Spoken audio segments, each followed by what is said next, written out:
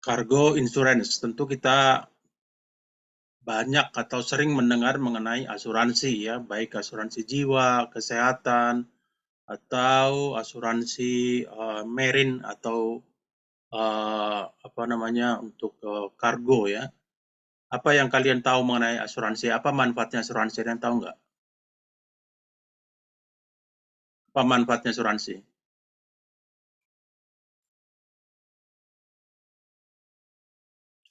Ada yang punya asuransi nggak di sini? Yang beli asuransi?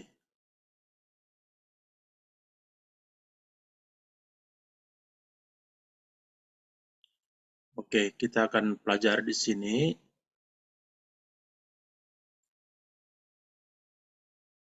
Cargo insurance atau asuransi untuk kargo, kadang disebut juga dengan marine insurance ya.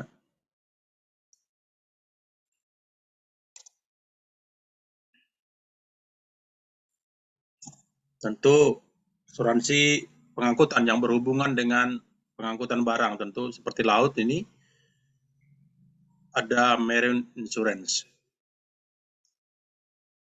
Asuransi pengangkutan barang ya.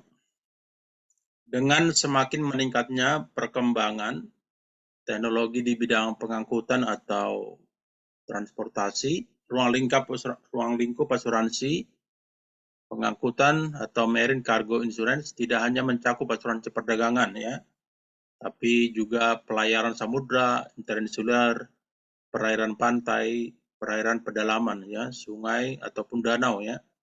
Itu berkembang, bukan hanya itu, kadang-kadang ada malah 60 hari setelah barang tiba itu masih di cover asuransi ya. Banyak yang apa namanya memperluas jangkauannya ya. Kemarin kami ada kargo dari ada 50 kontainer, ternyata kargonya udah mau sampai di sini baru dia minta asuransi. Saya coba hubungi pihak asuransi, kebetulan saya kenal di Zurich Insurance. Dia bilang nggak bisa kalau sudah kapalnya sudah berangkat, tidak boleh. Dulu boleh, tapi sekarang nggak boleh katanya ya. Apalagi kalau itu udah mau tiba, padahal kan kargonya kan mereka jangan-jangan sudah ada masalah dengan kargo itu baru diasuransikan gitu ya. Nah itu mengenai asuransi. Jadi tidak semua main diterima aja ya. Kadang ada peraturannya bahwa itu sebelum berangkat sudah diasuransikan. Jadi semua ke cover, bukan setelah tiba ya. Dewasa ini hampir semua pengangkutan merupakan pengangkutan gabungan ya, combine ya, antara laut, darat, dan udara ya. Tidak ada yang kecuali darat mungkin bisa ya. Darat itu umpamanya dari Jakarta ke Surabaya bisa langsung gitu. Dari pabrik di Jakarta ke pembeli di Surabaya itu kan tidak perlu combine transport. Tapi kalau ekspor impor dari Indonesia ya pasti combine transport. Umpamanya ekspor dari atau import gitu, ekspor ya dari Jakarta umpamanya ke Shanghai gitu. Kan pasti menggunakan tracking juga biar sampai barang itu ke pelabuhan, dari pabrik ke pelabuhan ya. Jadi tidak bisa langsung trackingnya langsung gitu ya. Kecuali mungkin kalau via darat mungkin di Kalimantan sana, tapi saya nggak tahu apakah ada ya ekspor ke Malaysia tapi lewat darat tanpa ada combine transport ya. Jadi kalau kita kirim ekspor satu kontainer ke Shanghai, mungkin barangnya dari Bandung atau dari Bogor atau dari Bekasi atau dari Jakarta pasti kan menggunakan tracking dulu ke pelabuhan, dari pelabuhan baru dia nanti dikirim atau dinaikkan ke atas kapal ya, kapal jadi laut ya. Udara juga demikian ya, kalau ada barang umpamanya pengiriman dari udara lewat udara dari Jakarta ke Dubai sana contohnya gitu, pasti kan ada tracking dulu dari pabrik sampai dia ke Bandara Soekarno-Hatta ya. Jadi tidak langsung, tapi ada combine transport ya. Kereta api juga begitu ya. Umpamanya dari Bandung mau ke Surabaya kan, kan bawa kontainer kan, berarti kan mengangkat kontainer dari pabrik ke stasiun kereta api kan menggunakan combine transport juga tracking. Karena nggak mungkin, sangat sangat jarang lah umpamanya ternyata pabriknya itu pas di stasiun kereta api kan sangat jarang ya. Jadi dia masih menggunakan. Nanti juga ketika sampai, kalau laut tadi ke Shanghai kan, sampai di Shanghai tentu di pelabuhan, turunkan di pelabuhan. Dari pelabuhan nanti ke konsignee atau ke pembeli tentu menggunakan trucking lagi ya, atau kereta api atau lewat sungai dan lain-lain ya. Tidak hanya trucking tapi bisa lewat yang lain juga gitu ya. Ya, asuransi perlu diasuransikan kan, kira-kira kan ada resiko di perjalanan ya.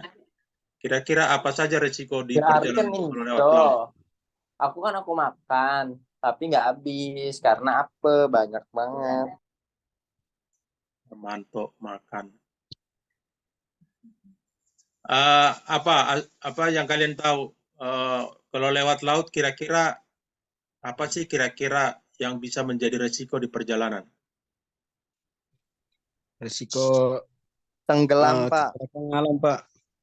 Ya, tenggelam terus yang Sama lain. sama kayak perang yang kemarin itu loh, Pak, yang Palestina sama Israel itu. Ya, di perang ya. Terus apa lagi? Ya. Kebakar, Pak. Ya, kebakaran, bisa terbakar ya. Terbakar di apalagi biasanya terbakar itu karena ada barang berbahaya di dalam kontainer. Kadang-kadang ada seperti arang itu yang sudah jadi batok kelapa itu kalau salah menempatkan barang, umpamanya ditaruh di atas kapal, di atas paling atas gitu, itu kan bisa panas. Kena matahari berhari-hari, dia bisa menjadi api terbakar. Kalau masih mending kalau di atas, kalau di bawah terbakar berarti kan sampai ke atasnya juga semua hangus gitu ya. Apalagi kira-kira dalam pengiriman barang Dibajak, Pak. dibajak ya. Dulu pernah Sinar Sunda punya Samudra Indonesia dibajak di Somalia. Ya, itu dulu tanker ya. Habis dibajak saya ketemu dengan orang Samudra Indonesia. Saya tanya, rugi nggak kalian ini? Kan itu diasuransikan katanya. Kemudian malah kami jadi terkenal di seluruh dunia gara-gara kapal kami dibajak katanya. Jadi di satu sisi mereka dibilang seperti promosi juga. Ya. Apalagi selain dibajak?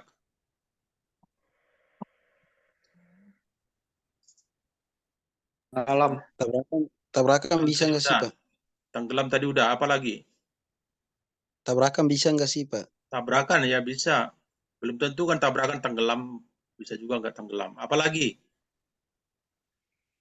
Banyak sebenarnya. Pencurian kan bisa. Barang dicuri gitu ya. Kami pernah kirim barang dari Karawang menuju ke Tanjung Priuk untuk ke pelabuhan. Kebetulan barangnya itu barang-barang apa namanya, seperti sabun-sabun gitu loh, sabun cuci, terus umpamanya apa namanya alat pewangi-pewangi kain kalau dicuci gitu. 5 kontainer kita kirim dari Karawang ke Tanjung Priuk untuk ke kapal. Satu kontainer nggak pernah nyampe di Tanjung Priuk. Dokumennya udah beres semua. Ya, ketika dicek, ya hilang semua kan ada truknya itu ada GPS-nya. GPS itu global positioning sistemnya gitu. Jadi kita tahu di mana. Itu GPS-nya juga dirusak ya. Dirusak GPS-nya. Kemudian beberapa hari kemudian baru ketemu kontainernya udah kosong sama truknya ditinggalkan di rest area masih di daerah Bekasi di sini juga. Ditinggalkan supirnya nggak ada gitu. Dicek-cek sampai hari ini nggak ketemu supirnya sampai hari ini. Kebetulan supir itu udah ada kerja 2 bulan, ternyata dicek KTP-nya palsu, kopi KTP-nya palsu, terus kakaknya juga palsu, karena alamatnya kan di daerah Banten sana, apa sih namanya itu ya, daerah Banten, dicari, kebetulan kita punya security kita itu dari Angkatan Darat ya, tentara, dicari ke sana, ditanya RT RW-nya nggak kenal sama sekali ya. Jadi yang paling sering hilang itu umpamanya barang-barang yang konsumsi gitu loh, bisa dipakai sepatu, baju. Kalau mesin diimport gitu jarang dicuri orang karena dia bingung mau taruh kemana itu mesin kan gitu. Tapi barang-barang yang mudah dipakai, parfum seperti itu ya, baju, kain dan lain-lain. Termasuk teman saya pernah itu kehilangan susu impor yang kan sekarang susu satu kaleng yang gede itu kan mahal banget itu ya. Dia hilang Satu truk hilang, dia sampai bilang, waduh udah mau bunuh diri saya. Kan susu satu kaleng aja mahal, apalagi satu truk, ya kan. Dia bilang sampai saya mau bunuh diri tuh Pak, katanya gitu. Habis saya mau bayar pakai apa katanya ya. Itu dia bilang dari situ dia kalau punya ada supir baru, dia tidak pernah mengambil supir baru langsung, tapi dibuat dulu jadi kernet dulu berbulan-bulan, habis itu baru diangkat jadi supir ya.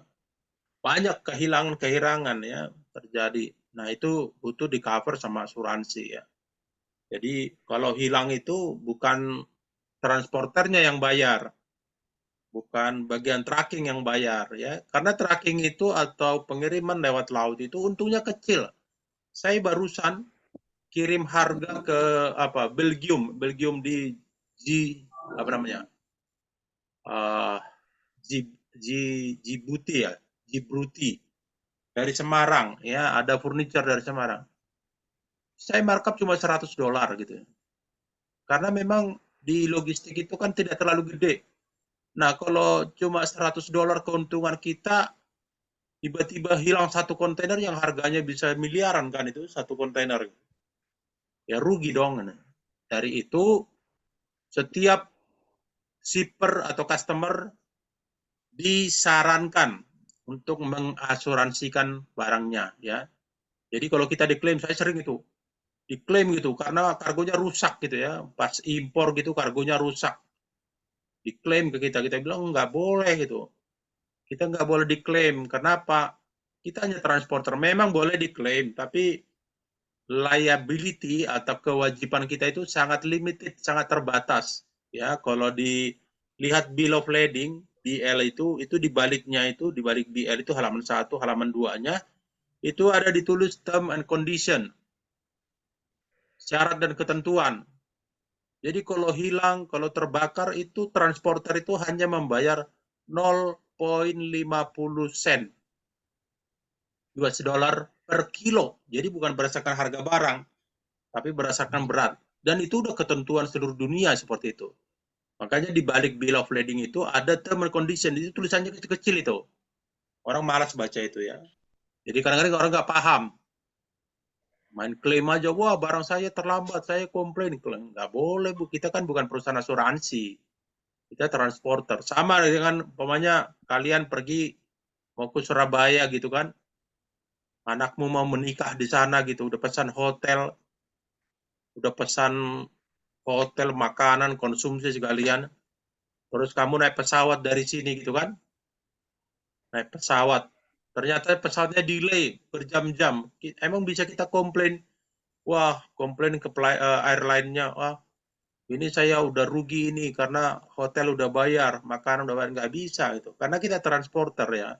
Beda gitu. Jadi harus dipahami. Jadi kalau kerja nanti logistik ada komplain gitu, ya dikasih tahu tentu dengan sopan ya, dengan ramah lah. Maaf ya Bu, maaf ya Pak, kita bukan perusahaan asuransi, kita adalah transporter. Tanggung jawab kita sesuai dengan yang ada di dokumen Ibu di balik BL itu, ya. Yang tulisannya kecil-kecil bahwa kita bertanggung jawab hanya maksimum 0,50 atau setengah sen US dollar per kilo. Nah, itu kesepakatan. Nah, nanti kalau kalian ke kantor besok, lihat coba BL. Baik itu master bill of lading, baik itu house bill of lading, lihat itu termnya, halaman keduanya, di baliknya ya. Karena ada halaman pertama di depan, terus baliknya itu gitu loh. Itu ada term kondisi, tulisannya kecil-kecil itu ya. Dan itu banyak dari atas sampai ke bawah ketulis semua itu. Saya nggak tahu apa itu disengaja biar orang nggak baca gitu. Kayak polis juga gitu kan. Polis asuransi kan tulisannya kecil-kecil, miring-miring, bahasanya aneh-aneh gitu kan. Kadang kita tidak paham seperti itu ya.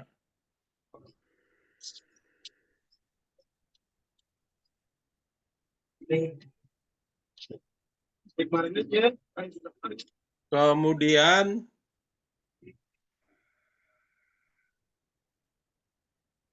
kargo adalah semua benda atau barang selain manusia yang dimuat pada segala jenis alat angkut. Manusia juga kalau sudah menjadi mayat ya, itu sudah dianggap jadi kargo juga ya.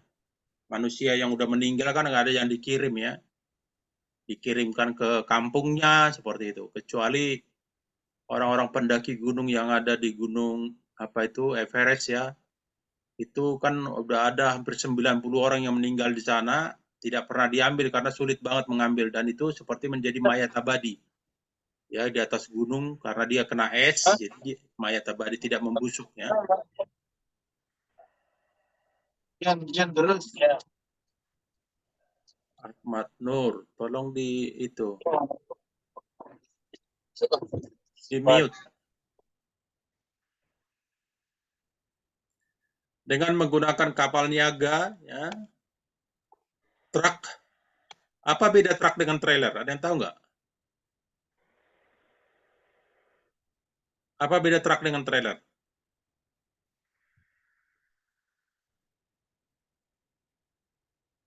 Halo?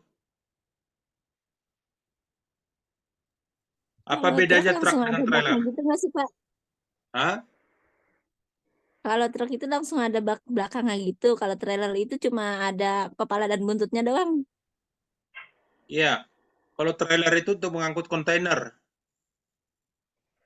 Kalau truk itu ada boxnya kan? Ada wing box, ada CDD, ada CDE, ada apa namanya itu Volvo yang besar itu. Itu ya perbedaannya trailer dengan truk. Trailer itu untuk yang mengangkut kontainer yang tidak ada baknya, tapi ada bednya, ada flatbednya, ya, ada seperti itu ya. Dan untuk kontainer yang mengangkut yang berat kan itu menggunakan apa namanya low bed. Yang biasanya Ya. kalau ada kargo break bulk itu menggunakan truk yang low bed. Low bed itu maksudnya yang rendah gitu ya. Tapi suspensinya bagus. Jadi kalau melewati polisi tidur gitu dia nggak sampai lunjak-lunjak gitu ya. Itu karena bagus. Ada flatbed ya. Ada flatbed. Cuman yang ada juga yang biasa yang trailer seperti itu ya. Itu perbedaannya.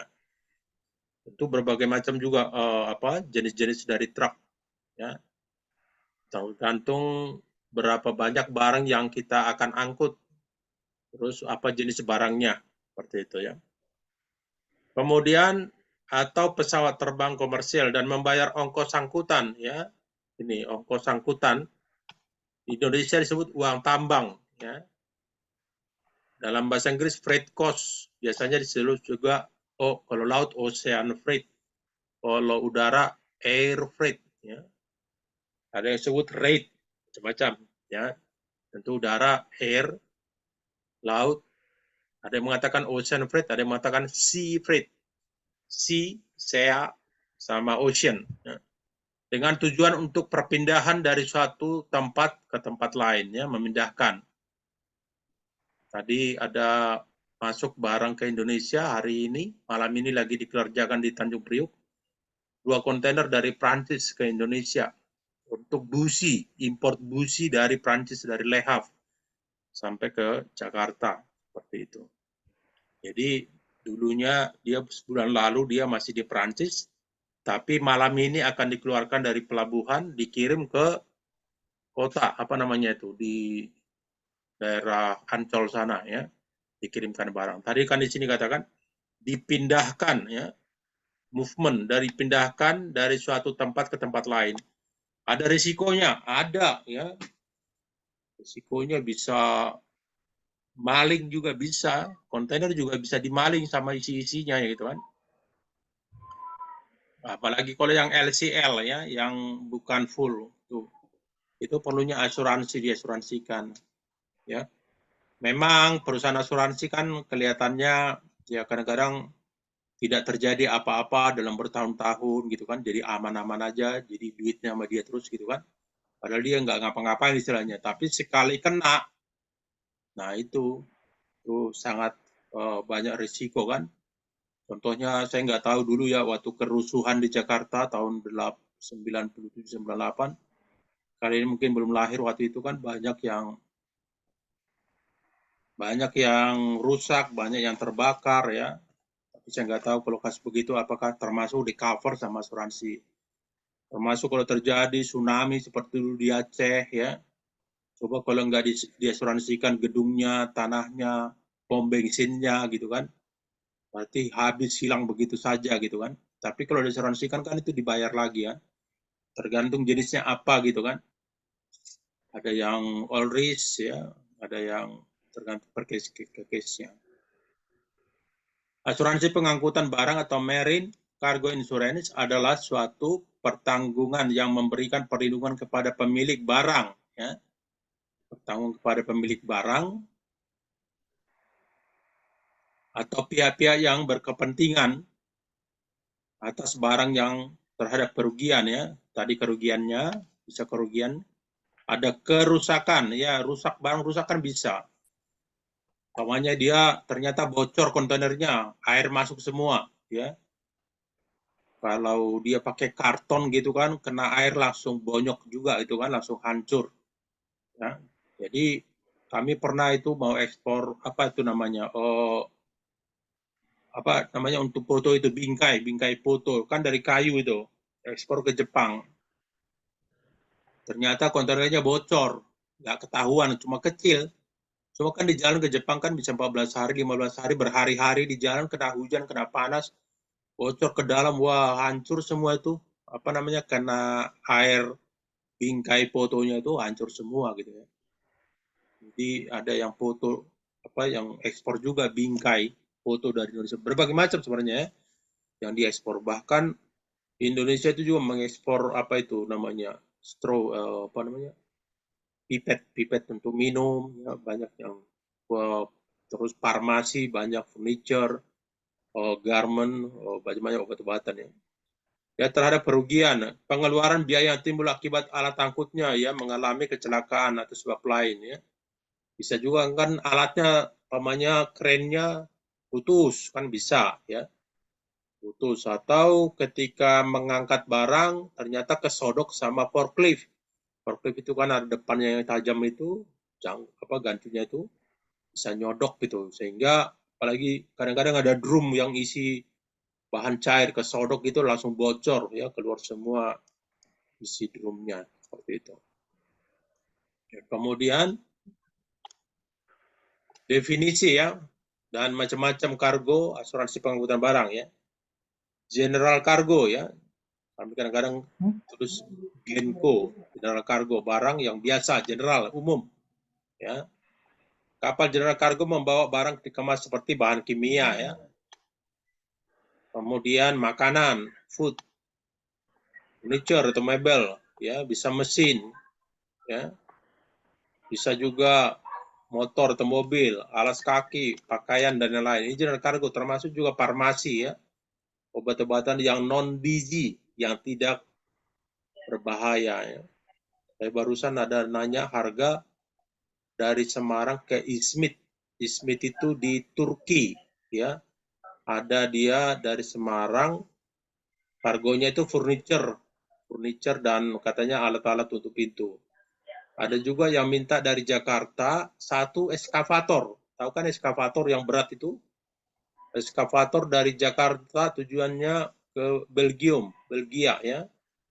Itu saya tanya, ini eskavatornya baru atau bekas? Karena nanti beda penanganannya. Dia bilang baru. Saya bingung juga kenapa Indonesia bisa dibilang baru ya. Karena mereknya Hitachi. Berarti kan punya Jepang. Berarti bukan baru itu. Atau baru diimpor dari Jepang, dikirim lagi tadi ke Antwerp, ke Belgium. Ya. Jadi seperti itu, macam-macam jenis general cargo ya. Kalau tadi saya bilang itu eskavator itu bukan general cargo, tapi sudah termasuk dalam break bulk. Break bulk karena dia besar, tapi nanti dimasukkan juga ke dalam peti juga ya. Terus special cargo, barang-barang yang secara karakternya memerlukan cara pengemasan pengangkutan yang khusus. Misalnya alat-alat laboratorium, mesin-mesin ya, mesin-mesin berat itu kan harus khusus itu cara untuk packingnya ya, untuk pengangkutannya. Kadang-kadang menggunakan flat track container, kadang-kadang nggak menggunakan flat track tapi menggunakan tapak kontainer ya, cuma tapaknya ada. Tapi kadang-kadang ada juga yang langsung benar-benar seperti loose cargo ya. Barang itu nggak ada pakai tapak. Kami pernah ekspor itu dari PT Uni apa ya namanya ya. Di Klender sini ada pabriknya. Pembuatan trafo ya, trafo. 17 trafo satu kapal ya. Itu benar-benar trafonya itu diletakkan di bawah gitu, hanya diganjal dengan kaso atau kayu ya. Jadi langsung bisa. Waktu itu kirim ke Abu Dhabi, kalau apa Dubai atau Abu Dhabi, salah satu itu ya. Kemudian ada bulk cargo ya, kargo curah ya. Tentu ini ada contohnya sini, solid and liquid ya. Liquid itu yang cair atau yang tidak cair. Barang yang diangkut secara curah ya, contohnya batu bara, biji-bijian, umpamanya kedelai ya, seperti itu. Dan produk sejenisnya disebut dengan bulk, curah ya, baik yang cair maupun yang solid ya. Ada barang berbahaya atau DG ya, DG cargo. DG cargo, barang-barang berbahaya yang bersifat mudah meledak ya, atau terbakar seperti LPG, minyak bumi, amunisi dan senjata. Tadi saya bilang contohnya yang mudah terbakar itu tadi charcoal. Charcoal itu dari arang kelapa, batu kelapa ya. Tapi tentu seperti yang mengandung gas juga tentu itu mudah untuk itu. Mudah untuk terbakar ya. Ada yang flammable, mudah terbakar, ada yang mudah juga meledak ya, exploited ya, meledak. Namanya ternyata dia di dalam mainan anak-anak itu kadang-kadang ada di mainan anak-anak, mobil-mobilan, kapal-kapalan. Ternyata ada barang berbahaya di dalamnya ya. Kalau tidak ditangani dengan baik, itu bisa ya tadi kapal bisa dibuat terbakar. Kalau terbakar kapal ya tentu bisa juga akhirnya jadi tenggelam ya. Oke. Satu, voyage policy, polis perjalanan ya, yaitu polis yang ditutup untuk sekali jalan pengangkutan saja ya. Umpamanya saya biasanya ini nih terjadi nih. Saya polis sekarang bisa satu polisi itu harganya bisa $2 ya per $2 dari harga 2,5% dari harga barang itu sendiri dari commercial invoice. Ya. Itu polis perjalanan ya, sekali jalan. Tapi ada juga yang langsung borongan gitu ya. Berapa kali jalan langsung dibuat salah satu polis seperti master polis ya. Marine open cover ya, MOC. Marine ya, laut open terbuka, cover ya cover ya. Setiap shipment dilakukan dalam jangka waktu dalam open cover berlaku ketentuan yang telah disepakati, tutup untuk suatu jangka waktu ya. 12 bulan ya. Kalau dapat yang seperti ini udah bagus banget ini. Ya, karena langsung 12 bulan. Jadi kalau ada shipment pengiriman di dalam 12 bulan itu langsung termasuk yang di cover. Ini namanya marine open cover atau MOC. Di kontrak disebutkan yang menjadi pedoman ya atas termasuk atau tidak sesuatu pengiriman dalam kontrak ini.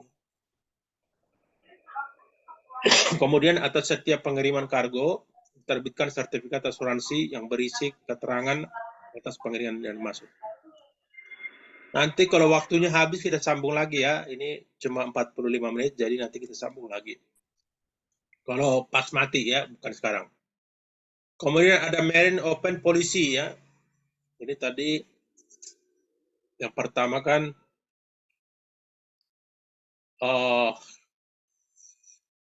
voyage polisi atau polis perjalanan. Yang kedua marine open cover ya.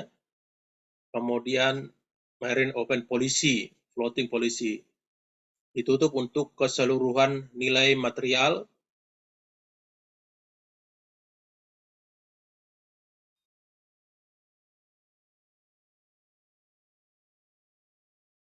yang akan diangkut setiap shipment yang dilakukan ya.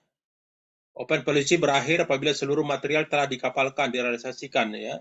Pada ini yang menggunakan master lease itu. Master lease umpamanya pembangunan satu pabrik. Tentu membangun satu pabrik kan bisa butuh 1 tahun ya.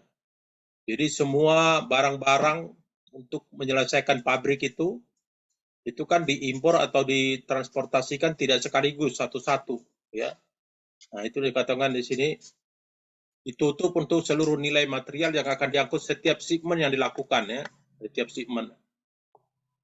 Kemudian atas setiap pengiriman kargo diterbitkan sertifikasi asuransi yang berisi keterangan atas pengiriman dimaksud. Jadi ada selain masternya ada lagi single dari asuransi tersebut, ya. Jadi ada tadi kalau satu pabrik kan tentu banyak banget itu, ya.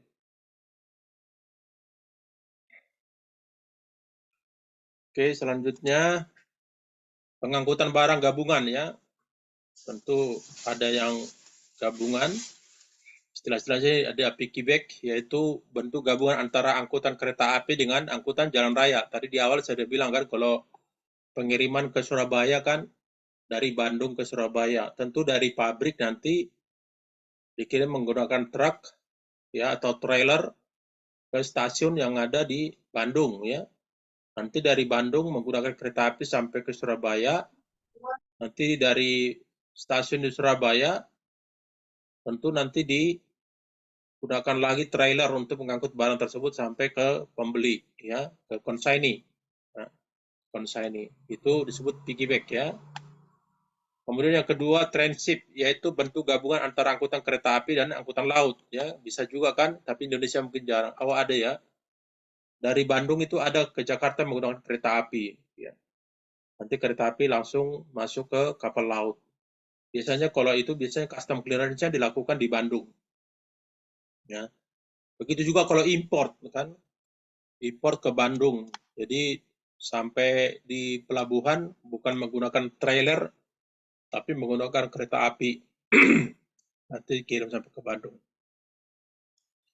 Ada VC-back, ya, yaitu bentuk gabungan antara angkutan jalan raya dan angkutan laut, ya. Itu hampir sama dengan menggunakan tadi, kalau dari sini ke Surabaya juga kan bisa menggunakan laut. Tidak hanya truk, tidak hanya kereta api, ya, tapi bisa digabungkan antara angkutan jalan raya. Berarti truk umpamanya dari Bandung sampai ke Tanjung Priuk, dari Tanjung Priuk nanti menggunakan kapal laut sampai ke Surabaya, dari Surabaya nanti sampai ke Gresik umpamanya menggunakan truk lagi, ya, digabungan. Itu disebut dengan VC-back. Ya, itu penjelasan dari pengangkutan barang gabungan. Ada air truck, ya, udah tahu, ya, air udara kan, udara, ya, digabung dengan jalan raya, ya. Ada Skyrail, ya, yaitu bentuk gabungan antara angkutan udara dan angkutan kereta api, ya. Kalau tadi ini kan angkutan kereta api dengan laut, kalau ini yang udara, ya. Ada airbirds, ya, itu bentuk gabungan antara angkutan udara dan angkutan laut, ya. Ini kami biasanya sebut juga sea air atau air sea, ya. Ini disebut airbirds, biasanya air sea atau sea air. Umpamanya pengiriman ke Jerman, ke Hamburg, karena dari sini ke Hamburg itu bisa 26 hari, 27 hari, terlalu lama gitu, butuh kargonya urgent. Akhirnya kita kirim juga dari sini umpamanya ke Dubai atau ke Port Said yang ada di Dubai. Kirim dari sini lewat laut. Dari sini ke Dubai itu kira-kira 12 hari. Nanti dari Dubai ke Hamburg ke Jerman itu menggunakan kapal udara. Itu cuma 3 hari. Jadi 12 tambah 3 udah 15 hari, kan? Udah sampai.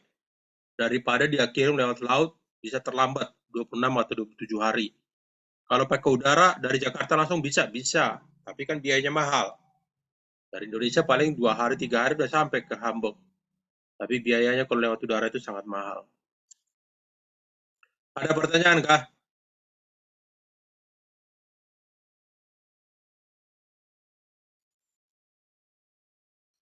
Ada pertanyaan? Tidak, Pak. Masih belum, Pak. Lanjut, Pak. Coba buka lagi kameranya, saya mau lihat pada di tempat nggak nih?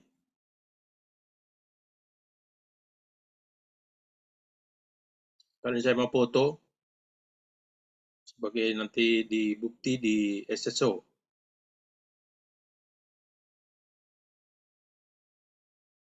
Sigit, Sari, Maudi, Ahmad Nur, Sidik.